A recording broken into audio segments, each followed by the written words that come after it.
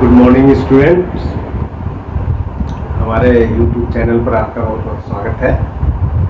तो समझेंगे जिसमें कि विभिन्न आंकड़ों का आलेखीय निरूपण कैसे किया जाता है। यानी अगर हम कहें कि किसी भी विषय का विशेष करके भूगोल में अगर हम कोई बात कहनी है या किसी चीज़ का तुलना करना है तो उसको हम लैंग्वेज में कर सकते हैं। लैंग्वेज में इन द सेंस कि उसको हम टेक्स्ट में कर सकते हैं, लिख के बता सकते हैं। लेकिन इसमें क्या होता है कि इसमें काफ़ी समय लगता है उन चीज़ों को। उदाहरण के लिए यदि दो राज्य के जनसंख्या को के ग्रोथ को समझना है तो उसे हम दो राज्य का ग्रोथ अलग अलग जो वर्ष है उसमें ग्रोथ रेट को दिखाएंगे, उसको लिखेंगे कि कितना है। तो इसमें काफ़ी समय लगता है। इसे जल्दी दिखाने के लिए या समय को बचाने के लिए हम लोग क्या करते हैं कि ग्राफ या आलेख के माध्यम से बताते हैं, यानी कि एक पिक्चर के माध्यम से बताते हैं। एक प्रभाव है कि picture is more than the thousands of words. It speaks more than thousands of words. किसी पिक्चर को देखकर हम बहुत सारी चीज़ों के बारे में समझ लेते हैं। जैसे कि अगर आपका किसी जो हम कह रहे हैं और अगर हमारा जो फेशियल एक्सप्रेशन है या बॉडी लैंग्वेज है तो उसको देख के आप समझ लेंगे कि क्या हम कर रहे हैं, कैसे तारतम्य, यानी कम्युनिकेशन संप्रेषण का एक साधन है। तो पिक्चोरियल मीडियम से या पिक्चर के माध्यम से कैसे दिखाते हैं आंकड़ों को। तो पहले तो ये हम समझ लें कि आंकड़ा क्या होता है। थोड़ा सा आंकड़ों का मतलब क्या होता है इसे समझ लेते हैं। उसके बाद इसका निरूपण हम कैसे करेंगे, किसके लिए कौन सा मेथड अपनाएंगे, कौन सा सूटेबल होगा, ये सब चीज़ों की भी चर्चा हम करने वाले हैं इस वीडियो में। तो पहले आंकड़ा क्या है ये पूछा जाता है। अक्सर लोग स्टूडेंट इसको नहीं समझ पाते हैं कि आंकड़े क्या है। तो कोई भी घटना की प्रकृति को निरूपित जो करता हो उसे ही हम आंकड़ा कहते हैं। तो क्या इसको लिखेंगे कि आंकड़े किसी घटना की प्रकृति या प्रकृति को निरूपित करने का एक माध्यम है या तरीका है, उसे ही या उस प्रॉपर्टी को ही हम आंकड़े कहते हैं। इसको कह सकते हैं कि data describes the properties of the phenomena they represent जो जिसका वो प्रतिनिधित्व कर रहे हैं। उस आंकड़े कितने प्रकार के होते हैं? तो आंकड़े जो है सो ये दो प्रकार के होते हैं। एक होता है प्राथमिक आंकड़ा और दूसरा होता है द्वितीयक आंकड़ा यानी प्राइमरी डेटा और दूसरा होता है सेकेंडरी डेटा। यानी कि उस तरह के आंकड़े जो कि एनालाइज नहीं किया गया है या इसका जो कलेक्शन है वो हम डायरेक्ट खुद जो शोध करता है या जो इन्वेस्टिगेटर है वो अपने से करे या किसी माध्यम से करे, कोई एजेंसी से भी करवा सकता है। ऐसा ज़रूरी नहीं है कि खुद से ही करे। तो इसका बहुत सारा आंकड़े को कलेक्ट करने का तरीका होता है। तो उसमें हम अभी नहीं जाएंगे क्योंकि वो रिसर्च का टॉपिक हो जाएगा। और दूसरा है द्वितीयक आंकड़ा, जैसे कि बहुत सारे ये जो प्रकाशित आंकड़े होते हैं और जो एनालाइज्ड किया हुआ रहता है तो उसे भी हम द्वितीयक आंकड़ा कहेंगे। एक तो हम खुद से गए या किसी एजेंसी के माध्यम से करवा लिए और वो सीधे जैसे एज इट इज़ है जो घटना है उसको निरूपित कर रहा है कि वहाँ लिटरेसी कितना है, वहाँ का पर कैपिटा इनकम क्या है। किसी जगह का सर्वे अगर हम करा रहे हैं, सर्वेक्षण करवा रहे हैं तो वहाँ से ले लिए या गए वहाँ से फोटोग्राफ लिए, वो भी एक आंकड़ा है ना। जैसे सैटेलाइट इमेजरी से हम ले रहे हैं और फिर उसको वो तो प्राथमिक आंकड़ा हो गया, लेकिन जब उसको एनालाइज करेंगे कि वो क्या कह रहा है, किससे कह रहा है, तो वो कहीं पब्लिश होगा, वो डेटा पब्लिश होगा, आर्टिकल में होगा या बहुत सारे जो पीरियडिकल्स है उसमें होगा, मैगजीन में होगा, अखबार में होगा। तो उन आंकड़ों का भी अगर हम सहारा अपने शोध के लिए कर लेते हैं तो उसे हम द्वितीयक आंकड़ा कहेंगे, जब वो उसका एनालाइज हो गया है ना। जैसे सेंसस डेटा के बारे में अक्सर ये लोगों के बीच में कंफ्यूजन रहता है कि ये प्राइमरी आंकड़ा है या सेकेंडरी आंकड़ा है। तो चूंकि जो सेंसस डेटा है एज इट इज अगर लिया हुआ है ना, वो एक एजेंसी है जो आंकड़े को एकत्रित कर रहा है, तो उस आंकड़े को अगर एज इट इज है, जैसे बताया गया है कितना बर्थ रेट है, इतना डेथ रेट, तो वो सीधा सीधी अगर है तो वो प्राथमिक हो गया। लेकिन उसमें और भी चीज़ें होती हैं, उसको एनालिसिस भी किया जाता है कि कितना है, किस तरह से बढ़ रहा है, घट रहा है, क्या हो रहा है, तब वो सेकेंडरी डेटा हो जाएगा। तो ये दोनों में अंतर है। तो ये तो था आंकड़े क्यों कह रहे, क्योंकि इसी का हम रिप्रेजेंटेशन ग्राफिकल रिप्रेजेंटेशन लेते हैं। उसमें लिटरेसी अगर दिया हुआ है डिफरेंट स्टेट्स का, तो हम सीधा सीधी समझ लेते हैं कि इससे कौन सा स्टेट में कितना लिटरेसी रेट है ना। इधर अगर हम स्टेट दिखा रहे हैं, डिफरेंट स्टेट है, मान लीजिए कि ABCD जो भी है, और इधर हम लिटरेसी रेट लिख रहे हैं, लिटरेसी रेट, तो और इसका टाइटल दिया हुआ है क्या कि लिटरेसी ऑफ डिफरेंट स्टेट्स किसी पर्टिकुलर ईयर का होगा, जो 1981 का है, 82 का है, 51 का है, जो भी है, जिस वर्ष का है। तो इस तरह से हम इसका निरूपित कर रहे हैं, तो देख के तुरंत बता सकते हैं, है ना। हमें वर्ड में लिखने की जरूरत है तो समझ जाते हैं। तो इसलिए इसका महत्व था कि आंकड़े को हम क्यों निरूपित करते हैं या आंकड़े क्या होते हैं, रूल है, उस रूल को फॉलो करना होता है कि उसमें क्या क्या होना चाहिए। क्या जब निरूपित कर रहे हैं उचित या सुटेबल मेथड का सिलेक्शन होना चाहिए, है ना। सिलेक्शन ऑफ सुटेबल मेथड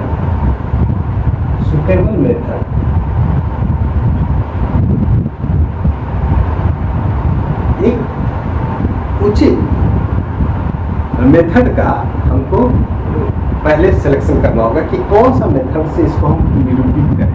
अलग अलग है, जैसे कि अगर जनसंख्या है या रेनफॉल का डेटा है, रेनफॉल प्लस टेम्परेचर का है ना, चाहे लैंगिक का हम दिखा रहे हैं, एज सेक्स पिरामिड दिखा रहे हैं, तो ये अलग अलग उसका अलग अलग तरीका है जिसके माध्यम से हम दिखा सकते हैं। या कहीं के जनसंख्या डॉट मेथड से दिखाएं, या उसको रिंग मेथड से दिखा रहे हैं, या फिर उसे हम जो है सो स्फेरिकल मेथड से दिखा रहे हैं। किस मेथड से दिखा रहे हैं, किस चीज़ों को दिखा रहे हैं, लाइन ग्राफ से दिखा रहे हैं, पॉलीग्राफ से दिख रहे हैं, मल्टीपल या बैंड ग्राफ दिखा रहे हैं। तो इसका पहला सिलेक्शन करना ये जरूरी है। तो ये तब होगा जब आप चीज़ों को पढ़ेंगे, समझेंगे कि इससे क्या दिखाया जाता है ना। तो ये प्रैक्टिस से या चीज़ों को देखने के बाद उसका कोई ऐसा नहीं है हम बता सकते हैं कि इसको इस चीज़ से दिखा, ये इसका एक रूल्स है, ये आप करते करते क्यों ऐसा होता है, तो उसका सबसे पहले चयन करना होगा, है ना। एक उचित मेथड का चयन करना पहला क्या है ना, कि जो आंकड़ा दिया गया है टेबुलर फॉर्म में, तो उसको हम कैसे ग्राफिकल रिप्रेजेंटेशन करें, आलेखीय विधि में कैसे उसको निरूपित करें, तो कौन सा किसके लिए कौन सा सुटेबल होगा। अब जैसे लैंड यूज पैटर्न है तो उसके लिए पाई डायग्राम हम दिखा सकते हैं, है ना। तो ये डिफरेंट मेथड्स का सिलेक्शन करना आवश्यक है पहला। दूसरा है जो महत्वपूर्ण चीज है वो है इसमें एक सुटेबल स्केल होना चाहिए, सुटेबल स्केल होना चाहिए। ये क्यों है सुटेबल स्केल का होना जरूरी है। स्केल का मतलब क्या है, आखिर आप जो दिखा रहे हैं मैप में या ग्राफ में, तो स्केल का महत्व बढ़ जाता है कि आखिर आप कितना दिखा रहे हैं। कितना, जैसे मान 1 सेंटीमीटर 1 किलोमीटर को दिखा रहा है, कि 1 सेंटीमीटर 100 मिलीमीटर को दिखा रहा है, या कितना दिखा रहा है, इन चीज़ों को आपको बताना होगा। जैसे एक उदाहरण के लिए, जैसे विंड रोज है, तो आगे हम डिस्कस करेंगे, तो उसमें जो हम लोग स्टार डायग्राम में बनाते हैं कि डिफरेंट डायरेक्शन में जो पवन चल रहा है, तो ये हम जो लंबाई खींच रहे हैं, तो कितना खींच रहे हैं, किस आधार पर खींच रहे हैं, 1 सेंटीमीटर कितने दिन को दिखा रहा है, क्या दिखा रहा है, तो ये स्केल समझना जरूरी है, स्केल का होना जरूरी है। या जैसे आप क्यूब बना रहे, तो 1 सेंटीमीटर कितना बता रहा है, या आप इसको रिंग में दिखा रहे हैं, तो उसका त्रिज्या कितना कितना दिखा रहा है, ये सब चीज़ें का स्केल का होना आवश्यक है। ये उसमें लिखना है, बताना होगा आपको उस चीज़ को। इसके बाद इसका डिज़ाइन, ये कैसे आखिर हम इसमें क्या क्या चीज़ डिज़ाइन, इसमें जो बहुत ये सब जनरल रूल्स बताया जा रहा है ना। इसका है डिज़ाइन, क्या होगा डिज़ाइन में, तो डिज़ाइन में कि क्या क्या चीज़ होना चाहिए, आवश्यक है। जैसे कोई हम अभी बार डायग्राम बनाए, या लाइन डायग्राम बनाए, पाई डायग्राम बनाए, जो भी हम बनाए, 1 डायमेंशनल 2 डायमेंशनल 3 डायमेंशनल बताए, तो उसमें उसका डिज़ाइन कैसा होगा, क्या होगा, टाइटल होना चाहिए। आखिर आप लिखा क्या है, टाइटल अगर आप नहीं लिखते टाइटल, तो ये क्या बता रहा है। जैसे कि अभी ये हम बनाए बार डायग्राम सिंपल, तो ये बार डायग्राम क्या दिखा रहा है, हम एक्स एक्सिस और वाई एक्सिस में तो लिख दिए क्या चीज़ है, लेकिन अगर इसका टाइटल हम सूटेबल टाइटल नहीं लिख रहे हैं, तो पता नहीं चलेगा देखने वाले को कि आप क्या दिखाना चाह रहे हैं, है ना। ये टाइटल होना जरूरी है। दूसरा, एक्स एक्सिस में आप क्या दिखा रहे हैं, ये हो सकता है कि एक जगह का अगर ग्रोथ रेट है, तो डिफरेंट ईयर्स इधर दिखा रहे हैं, इधर ग्रोथ रेट दिखा रहे हैं, या लिटरेसी दिखा रहे हैं, तो डिफरेंट ईयर्स का है या डिफरेंट स्टेट का है, और इधर लिटरेसी रेट है। तो एक्स और वाई में आपको ये चीज़ें लिखना आवश्यक है।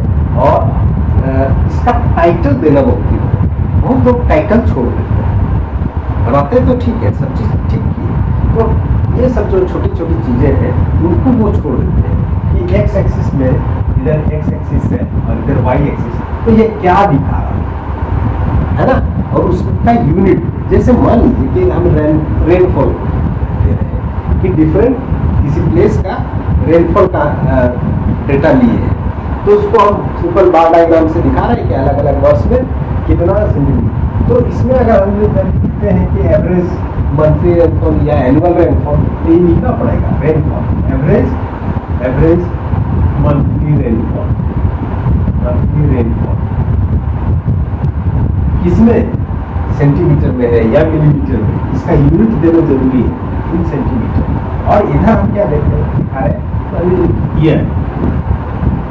ईयर वर्ष को दिखा रहे, अलग अलग वर्ष, जैसे 1990 में ये रहा, 2000 में ये रहा, 2005 में, ऐसे कुछ जो भी एक्स एक्सिस में हम लिख रहे हैं उसका। और इसका टाइटल क्या दिखा रहा है कि ये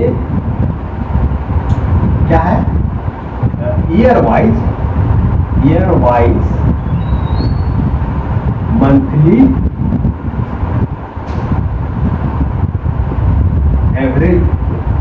एवरेज मंथली, टाइटल में एवरेज मंथली रेनफॉल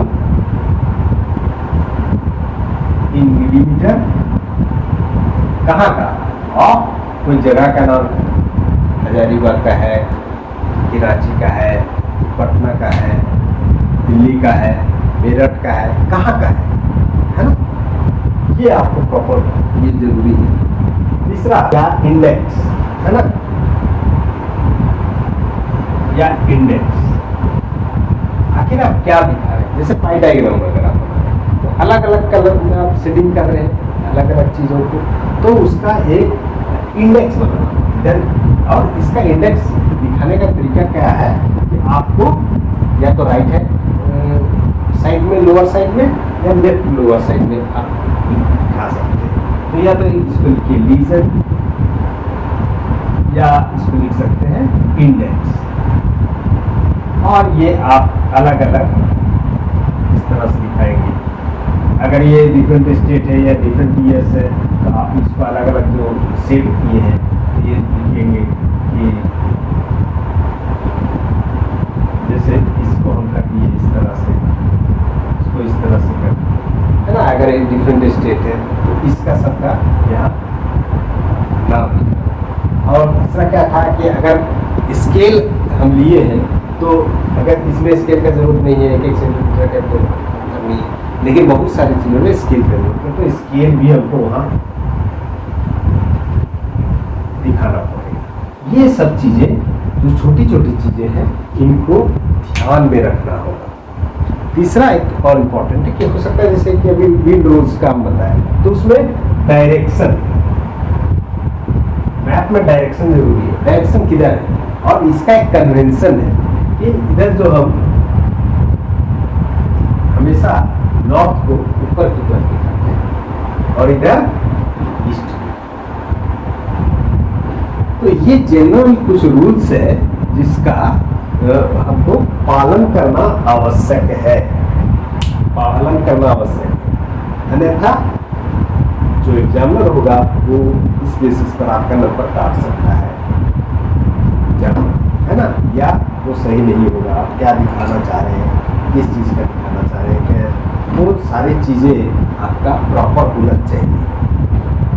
ये चीज़ें आपको ध्यान में रखना है। अब इसमें एक चीज़ और है कि टाइप्स ऑफ, अब ये ग्राफ कितने तरह का होता है ना। तो कंस्ट्रक्शन के आधार पर इसको हम लोग डिफरेंट टाइप्स में डिवाइड कर सकते हैं, जैसे कि 1 डायमेंशनल, 2 डायमेंशनल, 3 डायमेंशनल।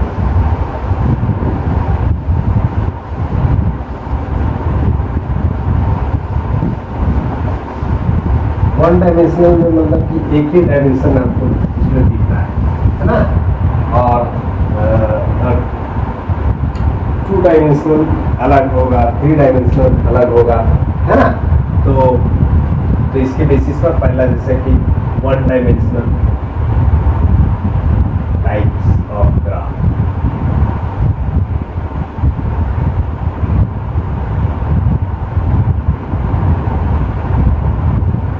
जैसे लाइन ग्राफ, इसमें एक 1 डायमेंशनल है ना।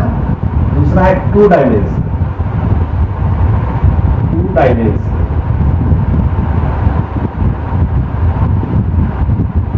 जैसे कि पाई डायग्राम दिखा रहे हैं या रेक्टेंगुलर डायग्राम दिखा रहे हैं, ये क्या है, 2 डायमेंशन। तीसरा है 3 डायमेंशन, 3 डायमेंशन। इसमें 1 डायमेंशन में यह लंबाई होगा या चौड़ाई होगा, है ना। 2 डायमेंशन लंबाई चौड़ाई दोनों होगा। 3 डायमेंशनल में लोग क्या करते हैं, जैसे कोन का या फिर क्यूब का हम लोग बनाते हैं, है ना। तो इसमें क्या है, ये 3 डायमेंशनल, 3 डायमेंशनल, या जो स्फीयर है ना, स्फेरिकल, जैसे कि हमारा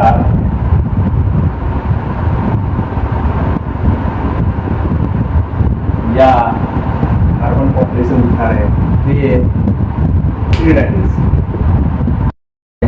ऊंचाई।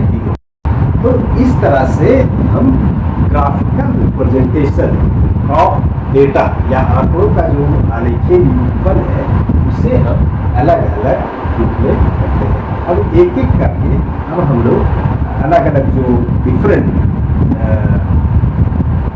डायग्राम्स है उसको समझेंगे एक एक करके, ठीक है।